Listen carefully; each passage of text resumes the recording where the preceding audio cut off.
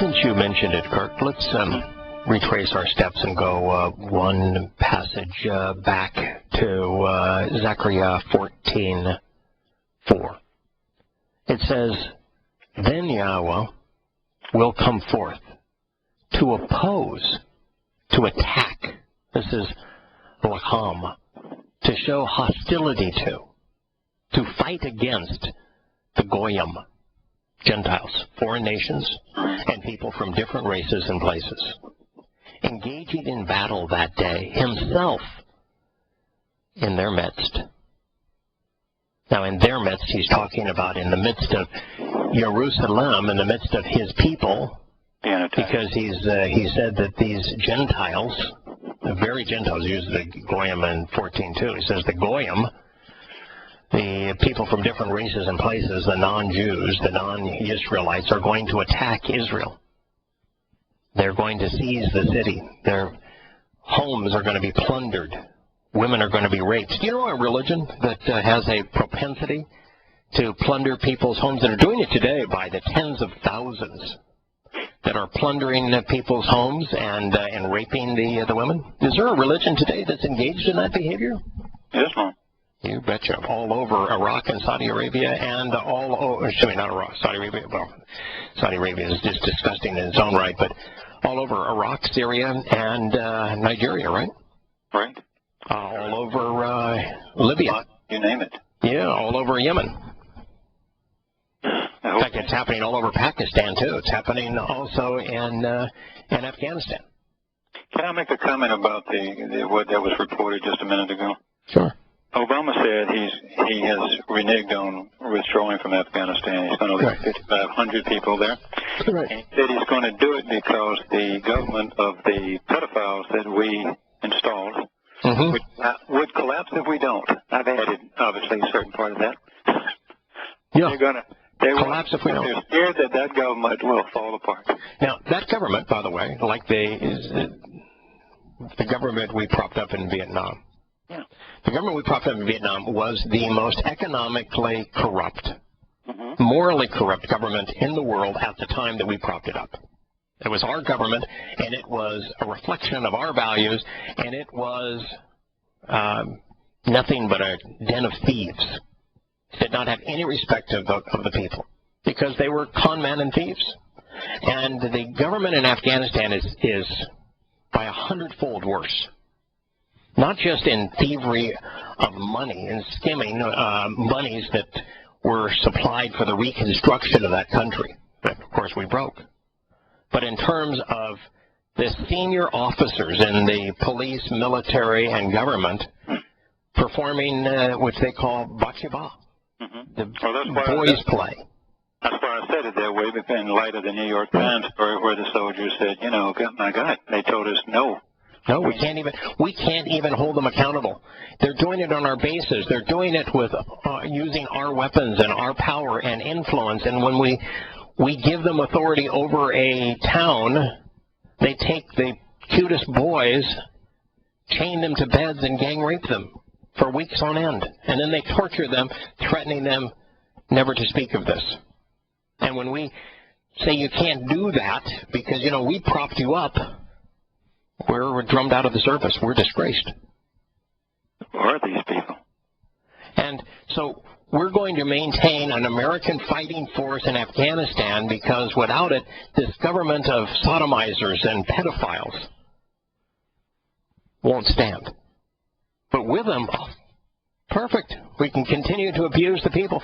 Do you know that it was only recently, after 10 years of American assault on Afghanistan, that Afghanistan became the second largest source of refugees into Europe.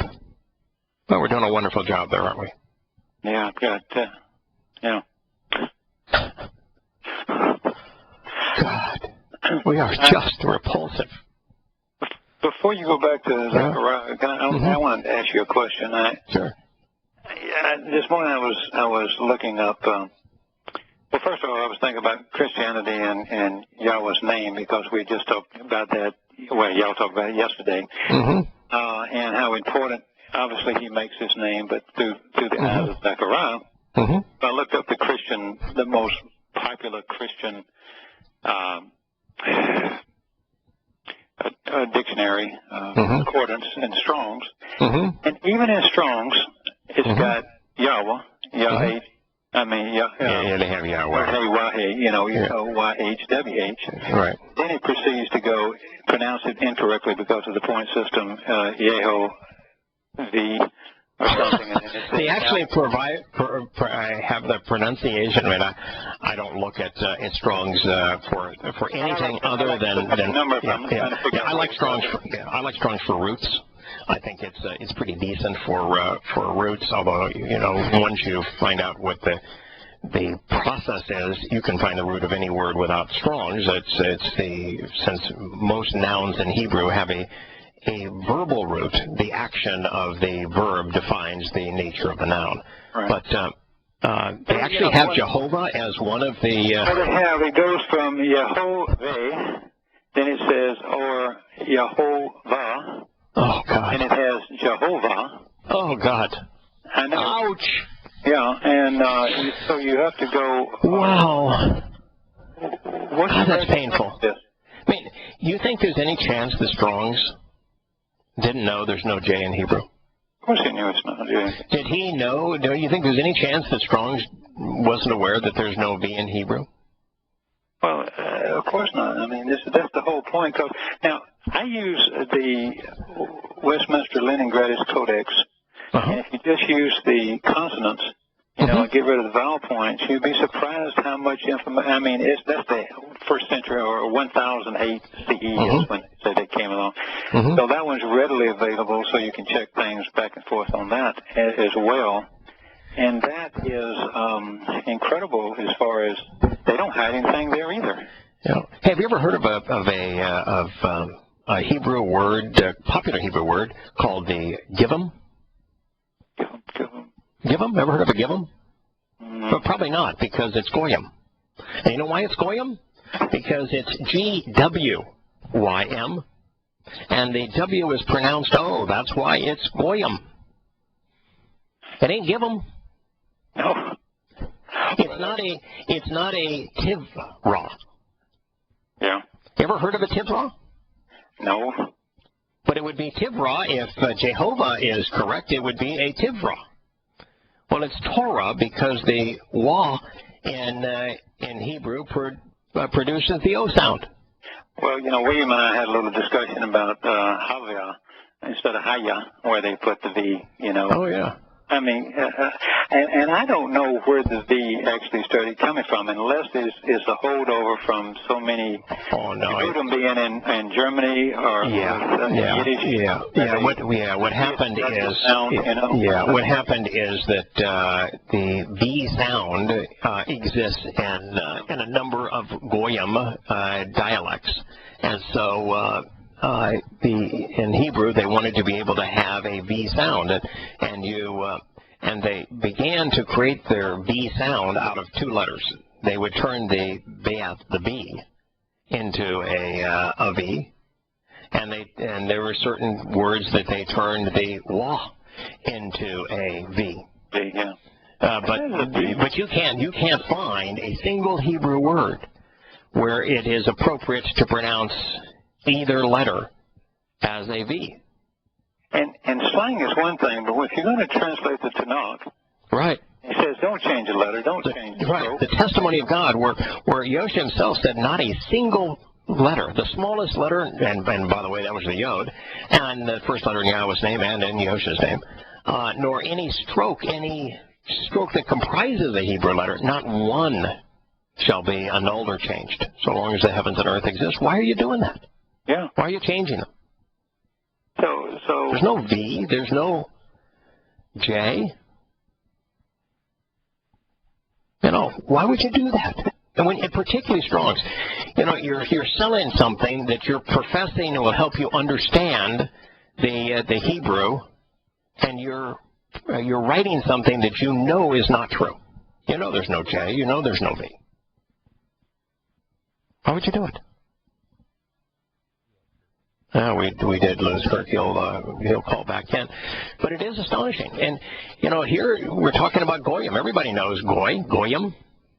the Hebrew term. It means non-Jewish, non-Yehudim, non-Yisraelite. And the Wah produces the O sound. It's just like Shalom. The Wah produces the O sound.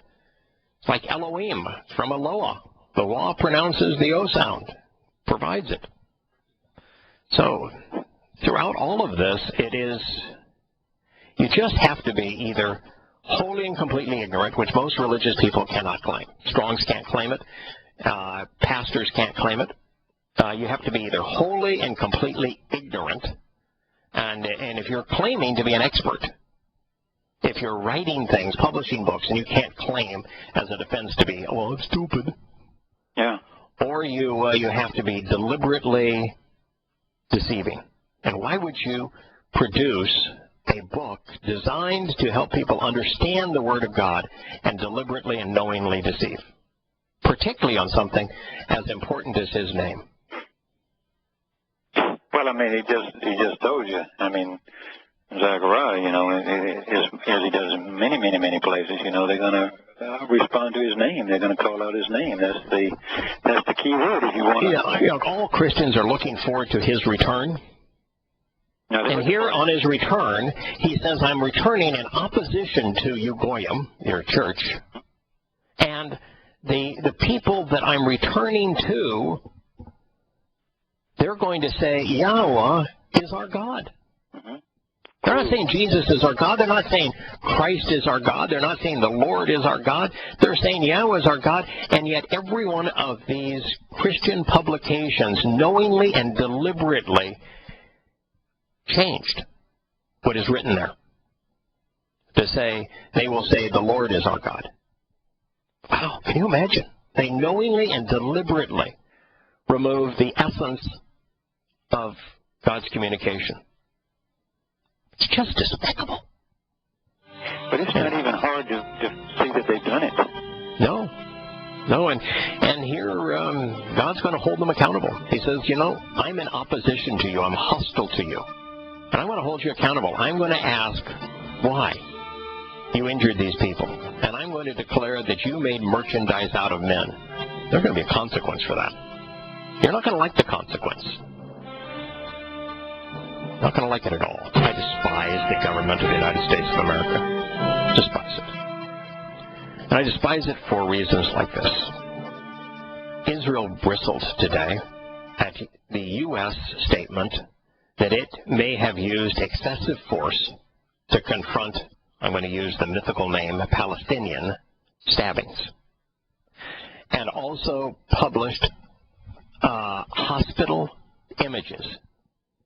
It said refuted Palestinian president, and he's no president, he wasn't elected, Mahmoud Abbas's allegation a teen suspect had been executed. Muslims lie. That's what Muslims do. Muslims kill. That's what Muslims do. Defense Minister Moshe Yishlom accused Washington of misreading the Israeli mythical people known as the Palestinian conflict, saying that shooting knife-wielding Palestinians is self-defense. Well, I want to tell you, everyone in the world should see those videos of that moronic Muslim driving his car into a bus stop filled with men, women, and children, all of whom were defenseless, then jumping out of the car screaming Allahu Akbar as he stabbed the victims that he himself had bludgeoned on the sidewalk with a knife. And then to see the Israeli try to talk him into just stopping. And then the knife-wielding Muslim lunged at the Israeli, and he was shot but not killed. And then when he said, just stop, he continued to try to kill those victims that he had injured, and brings up his knife again to hack at the man trying to get him to stop, and it's only then that he shoots him again, and even then he doesn't kill him. And the Muslim starts to get up again to slash his knife and to kill. And for the United States to say that we used excessive force to side with the perpetrators of terror, let me tell you what excessive force is. To invade Afghanistan on a pile of lies. To invade Iraq and to break that country as well. To bomb Libya back into the Stone Age. To run your drones and kill in Yemen to the point now that it's involved in a civil war. To bomb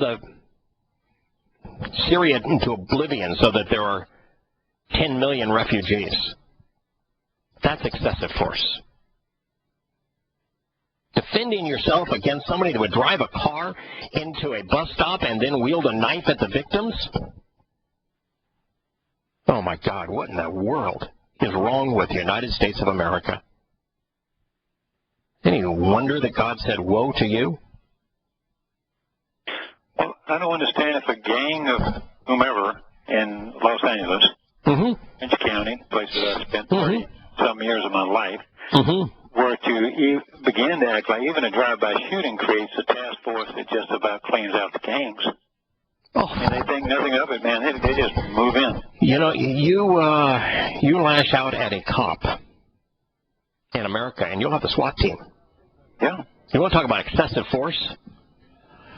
I think Israel, every time that we have a cop or somebody here that goes above and beyond, maybe Israel should tell us that we probably handled that too excessively.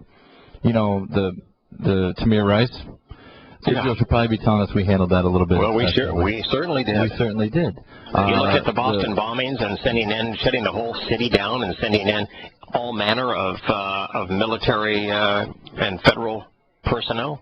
Yeah, that was excessive force. So Israel doesn't say anything to us about that. So where do we even think that we have the right to say anything to them about? Look at the world that we have blown up: Libya, Syria, Iraq, Iran, Yemen, Egypt. Look what we have done to those countries with our excessive force. And we're telling them, millions of people are dead. Tens of millions of refugees because of our excessive force. And we're telling Israel that when Muslims are wielding cars and knives to kill their people, they can't defend themselves? Is there any, under those circumstances, there would be absolutely no appropriate use of force? Can't even defend yourself. Outside of Australia, I'm not sure it's a continent we haven't tried to wipe out at some point. I mean, oh, good grief. We are just repulsive. And, of course, Secretary of State John Lurch, Kerry, is traveling to the Middle East to try to calm the violence. We're the perpetrator of the violence. We have the largest military in the world. We use our military more than any other country in the world. There is no country that defines gunboat diplomacy better than the United States. We're trying to pick a war with China, with Russia, and with Islam simultaneously. And we're the peacemongers? Yeah, right. When the Egyptian army, after having agreed finally to let Yahowah's chosen people, the Israelites, go, after having enslaved them for 400 years, and then reneging on that and chasing them with their war chariots. This was at a time that the Israelis were completely unarmed, defenseless civilians, former slaves. They had pots and pans. Yeah, and so they're now chasing them with their army in an attempt to kill every last one of them. And Yahowah had parted the Red Sea, which was the Gulf of Aqaba, from Nuweiba Beach, so that the Israelites could cross. And here now are the Egyptian military trying to slaughter them on that beach. And so just as the Israelis cross, his children, he says, I don't see any purpose of holding the waters back anymore, and he let go, and they all drowned in pursuit of his people. Did he use excessive force? No, he just let Mother Nature do what Mother Nature does. Yeah. It's interesting, by the way, in the flood, Yahowah provided instructions that Noah and his family could pay attention to and follow and engage upon that saved them. But did Yahowah actually kill anybody during the flood? No, they drowned by their own accord. Now, it's my understanding Noah didn't make it a secret what they were doing. No, of course not. I mean, it's not like they could have joined in. The No. more the merrier. No, that asteroid that hit, that welled up the seawater, that caused the flood, that was on a collision course with the Earth from time immemorial. Oh, yeah. So Yahowah, by saying, there's no reason for me to intervene and stop this thing, protected those who were willing to listen to me, provided a means of protection. I would have protected anybody willing to listen to me. Yeah. By him not engaging, did he use excessive force to wipe out the rest of humanity? No, there's no case for that. No, there isn't.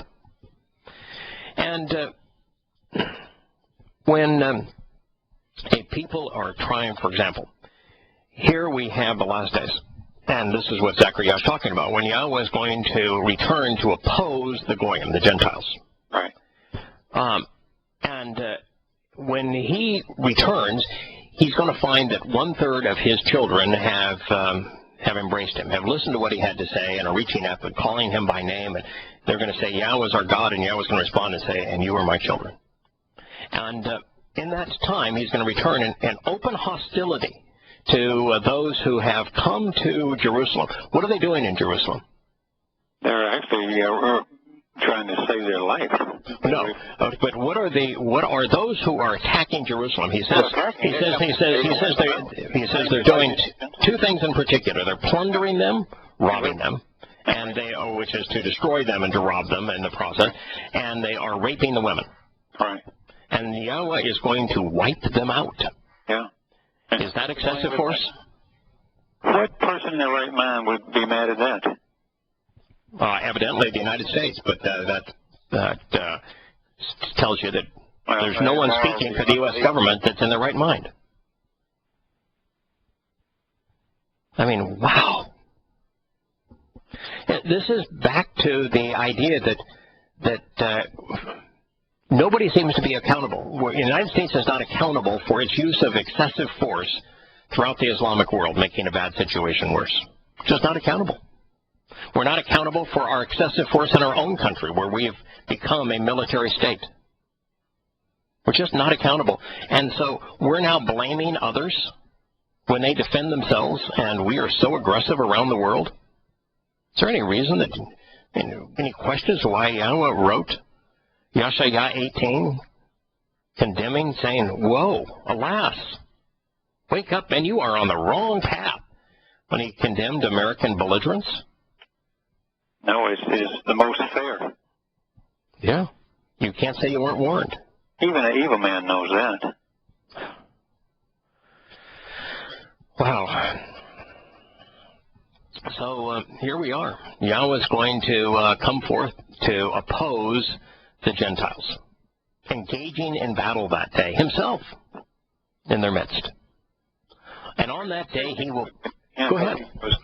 I just find it significant when I read that, because there's so few times, in the Christian point of view, he finds you a parking place, and that sort of thing, but wins the football game, but he rarely engages. Rarely. It's a very serious matter when he says, I myself, him, self, or he is going to do something, and talking to the first person, I'm going to do this. And be there. This is serious stuff when he actually gets involved. From what I can tell, this is the third time now in the course of a matter of days that he has engaged, and I think it's the first occurrence of him engaging in the better part of 2,000 years. I think the last time he engaged was the fulfillment of Shavuah in 33 CE, almost 2,000 years ago. And then 2,000 years later, he first says he's pouring out a spirit of acceptance. So he is acting upon Jerusalem and his children in Jerusalem to pour out a spirit of acceptance, so that he can honor the promise that he's made regarding the covenant, and that he made in Yosha, that there will be a day where the divorce will end, and that Yehudim will look up to him and say, "You are Yahweh, you are our God," and he's going to respond and say to Yisrael, "You're my children." All right. So he poured out the spirit of acceptance. Then he says that he sent his spiritual envoys to, in opposition to the society's leaders, religious and political and military leaders, to scatter the flock. Mm-hmm. Because he wants genuine separation. Either with him or against him. And then the Goyim, which would be the Christian church and Islam and the like, mm-hmm. he's going to oppose. Now, in my view here, I think his opposition, even though he uses the term battle, he wants to know he is hostile to everything that Goyim represents because of all of the religious and political and military shenanigans that we have pulled, our despicable nature. That he is making it extraordinarily clear here, I think, that while he is in opposition, this is very much like the flood. Mm-hmm. Except in the case of the flood, Yahweh didn't single anybody out to die, but that the asteroid caused the effects that led to the wiping out of anyone who wasn't protected by following his instructions in that ark. Covered by the ark. But he says that he's coming back undiminished to the Mount of Olives, and there'll be a giant earthquake that will transpire from that moment. So what he is saying is, if you're not wiped out by his presence, which is, because you haven't followed his instructions, you're not prepared to be in his presence. You're not covered. You're not covered. You ain't got your spacesuit on. Right, yeah. It's Yahweh says, you ought to, on these days, come and answer my invitation and come into the presence of the feminine manifestation of my light, the set-apart spirit. You're not wearing that garment of light. You're incinerated by his return, not his fault, your fault. Yeah. He's not killing you. You're dying in his presence because you can't exist in his presence with false gods and unprepared. And he said that from day one on the tablet of stone, didn't he? Correct. And so that's what's happening here. He views Goyim, which would be America, a very Goyim nation. Mm-hmm. 98% of America is Goyim. Oh, yeah. In opposition to it. And look at our rhetoric in opposition to his people. Yeah, we make it clear whose side we're on. Oof. Lord. Yeah. By the way, in the article on the Day of Rage and why the Muslims are somehow justified in lashing out, is the infringements on their access to the Temple Mount, their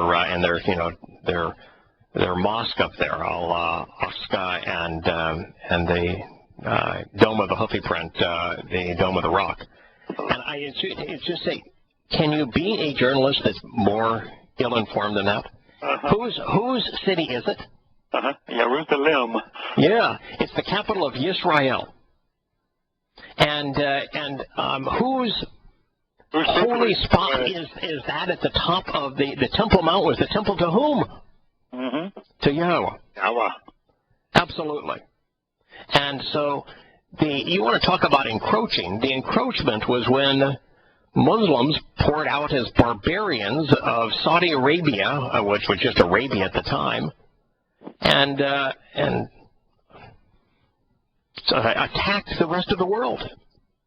And they then, in around 700, within less than 100 years of Muhammad's death, and immediately after the War of Compulsion, built a shrine. It's in the purpose of that shrine on the Temple Mount, the Dome of the Rock, extraordinarily important in Islam, to show we conquered the dreaded Jews. We have invaded their land, and we're marking it as our own. It is Satan who is masquerading as Allah, saying, yeah, instead of Yahweh's temple here, now it's a temple to me, a shrine to me. I am worshipped above the Most High. It's what I wanted to achieve. But the Muslims didn't conquer anything. They were already taken out. They were gone. Well, at the time there were some Yehudim there, but very few. Yeah, there wasn't. It was a Byzantine colony. It was a part of Byzantinia. Which is Western Rome. Yeah, Western Rome. Western Rome under the integration between Roman Catholicism and the Western Roman Empire. Yeah, but That's who they defeated to go in there, and then took it from the Roman Catholic Church and from Rome is who they took it from. But that's why it's there. It would be like let's just say that the Ruskies really do want to invade and occupy America, and the Ruskies come in and they take over Washington, D.C. And and every building in Washington they remake into a shrine to Russia. Leningradus. Yeah. Or let's just say that the Muslims come in. All these refugees, they come in. They say, you know what we're going to do is we're going to destroy Washington, and we're going to then convert all of its shrines into Islamic shrines, and they turn every building in Washington into a mosque. And then they would, in their day of rage, they would kill Americans with cars and knives because these Americans weren't wholly supportive of them turning every building in Washington into a mosque.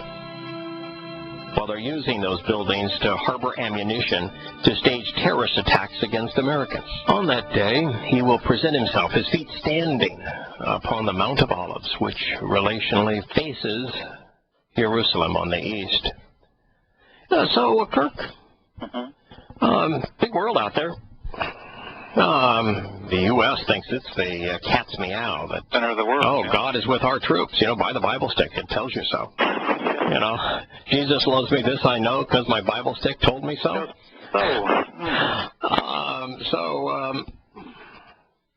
He's not returning to Washington, is he? No, sir.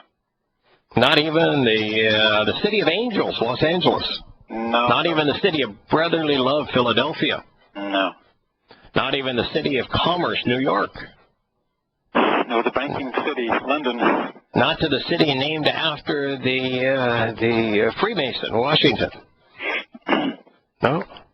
Not to London with all of its international cachet. Not to Paris, the city of lights. Not going to go to Moscow and visit with Putin. Not going to Beijing to meet with the Chinese. Not going to Mecca. So when he goes back and he sees a temple and a shrine to a god modeled after Satan, Allah, who spends all of his time in hell by his own admission, who's by his own admission terrorizing people and torturing them. Do you think that he's going to take kindly to those shrines on the Temple Mount? Not according to the next verse. Do you think he's going to give Muslims unfettered access to them and restrain the Jews from defending themselves from being raped and plundered by said Muslims? That would be out of character. Just a little bit. Yeah, does the next verse tell us that the Mount of Olives is going to split in two? Down the middle from the east gates to the sea? Exerting a great force, half the mountain will be felt moving southward and half will move to the north, creating a great valley. But what's going to happen? You know what's going to be swallowed up in that valley? I do. Yeah, all traces of religion, right? Yes, sir.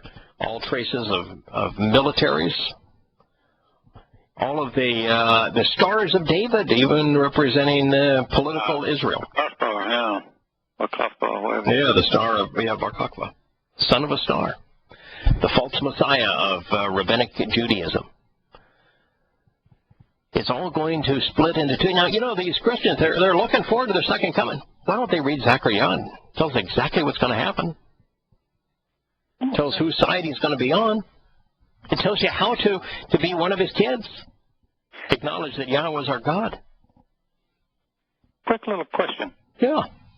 Christians canonize all these books, or the church canonize yeah. The minor prophets, of course, Zechariah and our good old buddy Chabuk, or those, and they're all canonized. What does that mean to them when you canonize something and then you ignore it?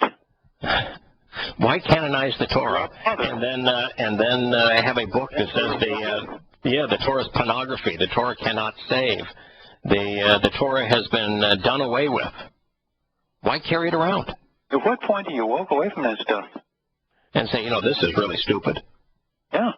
And I don't want to be irrational, and I have to be irrational to be a Christian, so I don't want to be a Christian anymore because it doesn't serve anyone's interest for me to be irrational. He says, escape to safety through by mountain valley. For indeed, the mountain valley will reach the place where you will be set apart and taken away. Depart in haste, similarly to how you fled from the presence of the earthquake in the days of King Uzziah of Yahowah. Yahowah has dress rehearsals for everything. And you can study the earthquake in King Uzziah's time and understand that what was important to do and how Yahowah prepares us in advance to know what to do. You and I aren't going to be there. No. I'll miss that. Yeah. I'll see it from up above.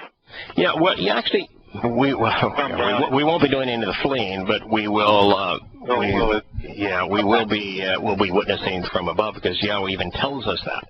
He says, it says, Yahweh my God will return, and all of those who are set apart.